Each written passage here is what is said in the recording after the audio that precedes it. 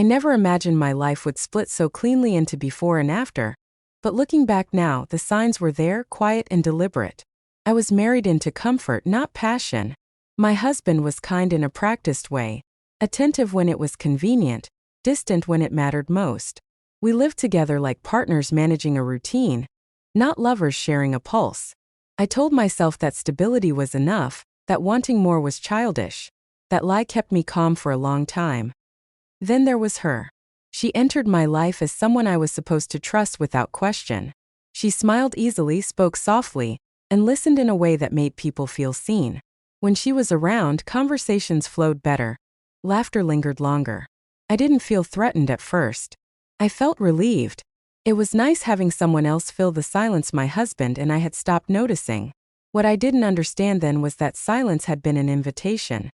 Small things began to shift. Glances lasted a second too long. Messages were deleted by accident. Plans were made without including me, then explained away with excuses that sounded rehearsed. I noticed how they shared private jokes I wasn't part of, how their energy changed when I entered the room. I asked myself if I was imagining it, if insecurity was making me paranoid. I chose denial because it was easier than confrontation. One evening, a moment cracked that illusion. Nothing dramatic, no raised voices or confessions. Just a look they exchanged when they thought I wasn't watching. It wasn't guilt I saw. It was certainty. That was the night I understood this wasn't impulsive or accidental. Whatever was happening had intention behind it. They weren't stumbling into betrayal. They were walking toward it together. I felt foolish for not seeing it sooner. But more than that, I felt strangely calm. There was pain, yes, sharp and heavy, but also clarity.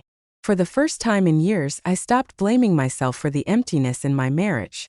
I realized I hadn't failed to keep his attention. He had already chosen to give it elsewhere. And she hadn't taken anything that was truly mine.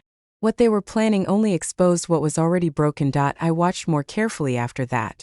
I listened without reacting. I learned how deep it went, how long they had been testing boundaries, convincing themselves it was harmless. They thought they were clever. They thought I was unaware.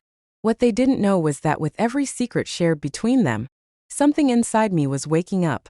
I began to imagine a life beyond the one I was clinging to. Not revenge, not drama, just freedom. The idea scared me, but it also gave me strength. I stopped trying to fix what didn't want to be fixed. I stopped begging for attention that was already promised elsewhere. Instead, I observed, waited, and prepared myself emotionally for the truth I knew would surface. When everything finally came out, it wouldn't be a shock to me. It would be confirmation. And as strange as it sounds, part of me was grateful. Grateful that they planned it so carefully, because their certainty forced me to confront my own. That night, as I lay awake beside a man who no longer felt like mine, I realized this betrayal might not destroy me. It might be the reason I finally choose myself. It started with stolen moments, brief encounters that carried an intensity one hadn't anticipated. Every touch, every glance felt electric, leaving me breathless long after he was gone. I knew it was dangerous, but danger had a way of thrilling me, of making my senses sharper, my mind hungrier. Each meeting became a game, a delicate balance of desire and discretion. Where one wrong move could unravel everything. I remember the first time he leaned closer than necessary, his voice low and deliberate, words meant only for me. I could feel the heat of his presence, the pull that made it impossible to think clearly. I didn't resist. I wanted it. I whispered in my head, begging for more, craving the connection that had nothing to do with propriety or morality. And he never stopped. Every hesitation I had dissolved into anticipation, every thought of consequence replaced by the thrill of the forbidden. The secrecy made it worse, more addictive. Messages that vanished the moment they were read, casual conversations loaded with double meanings, a fleeting touch when no one else was watching. Every hidden act heightened the thrill. I could feel my pulse quicken even before we met, imagining how close we would be, imagining the tension in the air, imagining how impossible it was to step back now. The line between restraint and surrender blurred with every encounter, until I was no longer capable of distinguishing one from the other. Every meeting left me trembling, not from fear alone, but from craving. I wanted to feel his attention, his focus, the way he made the world shrink until it was only the two of us. I begged him silently, don't stop, even when my mind screamed at me to be careful. and he never did. Every touch lingered longer. Every word carried weight. Every gesture pulled me deeper into a place I shouldn't have been. I was addicted, helpless to resist the pull that tethered me to him. The thrill of near discovery became intoxicating. Walking the tightrope of secrecy, narrowly avoiding exposure, added a layer of danger that made every moment more intense. A door that creaked too loudly, a conversation that almost gave us away, a shared laugh that should have sounded innocent but was laden with meaning. All of it fueled the fire. I wanted it to last, every second of risk, every second of forbidden intimacy, every second where the world didn't exist except for the two of us. The physicality didn't need to be explicit. It was in the way he noticed the smallest details, the way he adjusted his words, the way he brushed against me in ways that sent shivers through my entire body. I could feel the tension in my muscles, the longing in my chest, the heat in my veins. Each moment became a silent exchange of desire, each gesture a promise that nothing would stop us. Not judgment, not consequences, not the world outside our stolen bubble. And so it continued, escalating without pause. I had begged silently for more, and he had delivered without hesitation. Every whispered touch, every shared glance, every moment of hidden closeness left me craving endlessly. I was trapped in a cycle of wanting and getting, each encounter feeding the next, each moment more intoxicating than the last. I begged, I needed, and he never stopped. The pull between us was relentless, unstoppable, and I welcomed it with a hunger I could no longer control. The thrill that had once exhilarated me began to carry a weight I couldn't ignore. Every stolen moment now came with a shadow of guilt, a whisper reminding me that nothing stays hidden forever. I tried to focus on my daily life, but it felt impossible. Even the smallest routine triggered thoughts of him. His laugh, the curve of his smile, the way his presence made my chest tighten with anticipation. I was trapped between craving him and fearing the consequences. The tension seeped into every corner of my life. I would find myself distracted at work, replaying encounters in my mind, reliving each word, each brush of a hand, each glance that lingered too long. Simple interactions with others became background noise, meaningless against the intensity of what I was feeling. I knew the risk I was taking, but the pull was undeniable. The secrecy made every encounter taste sweeter, made every touch linger longer in memory. There were moments that made my heart pound with fear.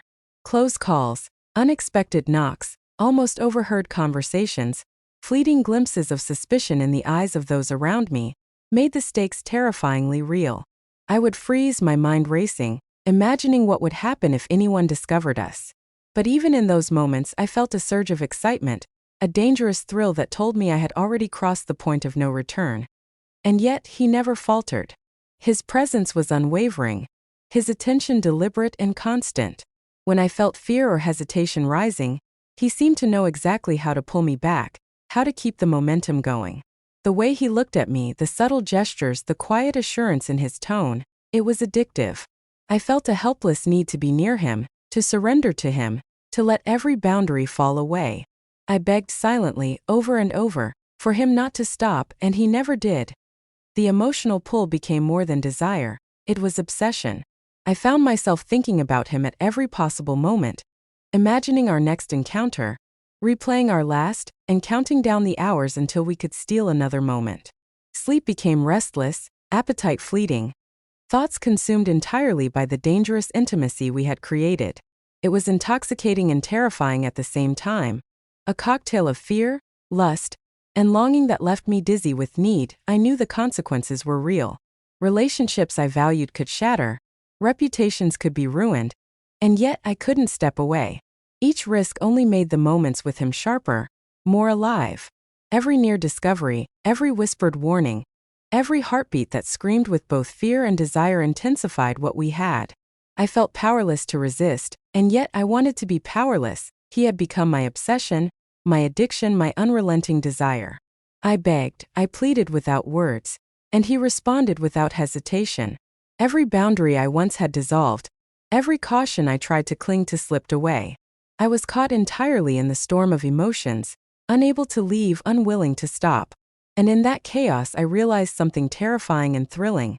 I would follow him anywhere, risk anything as long as he never stopped.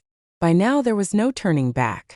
The tension, the secrecy, the stolen moments, they had all combined into something relentless, something that consumed me entirely. Every thought, every breath seemed tied to him. Even when he wasn't near, I could feel his presence lingering, as if he had claimed a part of me that no one else could touch. I had begged silently for more, and he had never stopped. Now the pull was absolute, impossible to resist. Each encounter had become a ritual of need, a private world where nothing else existed. The electricity between us was no longer just excitement, it was necessity. My body and mind were attuned to him, craving the intensity of every interaction, every subtle gesture, every whispered word. The world outside could crumble, warnings could be shouted, and still I would chase him, following the relentless momentum that he maintained with effortless precision. There were moments when reality threatened to intrude, glances that might reveal suspicion, fleeting thoughts of consequences, but they were fleeting. Each time he drew me back with that unspoken promise, that invisible tether that made me feel both safe and dangerously alive. I begged, not with words but with every fiber of my being, for him not to stop, and he never faltered. He matched my intensity, my desire, my obsession, and it created a rhythm I could no longer resist. The addiction was total. I could no longer separate the thrill from the fear, the pleasure from the danger. Every heartbeat seemed synchronized with his presence, every nerve ending alight with anticipation. I had surrendered fully, yet I felt empowered in my surrender, alive in a way that I had never imagined possible. The forbidden nature of it all only heightened the intensity, making every encounter feel monumental, every stolen glance searing.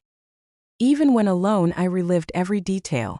His voice, his touch, the way he looked at me, it haunted me in the best possible way.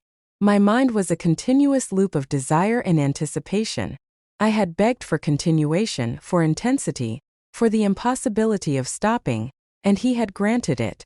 There was no pause, no hesitation, no retreat. The addiction had become our secret, a bond that tethered us together with a force I couldn't, and wouldn't, resist. In the end, it was more than desire. It was an obsession, a need, a force that had overtaken every rational thought. I wanted him, needed him, and in return he never stopped giving himself, his attention, his focus, his intensity. I had begged for it without courage or words, and he had answered with unrelenting consistency. Every warning, every doubt, every fleeting hesitation dissolved in the heat of our connection. I was consumed, utterly, irrevocably, and it was exhilarating. The truth was undeniable. I had crossed every line, chased every thrill, surrendered every caution. And through it all, one thing remained constant. He never stopped. I had begged, pleaded, craved, and in return, I had been given the relentless, consuming passion I had longed for. It was unstoppable, inevitable, and entirely mine, and I wouldn't have had it any other way.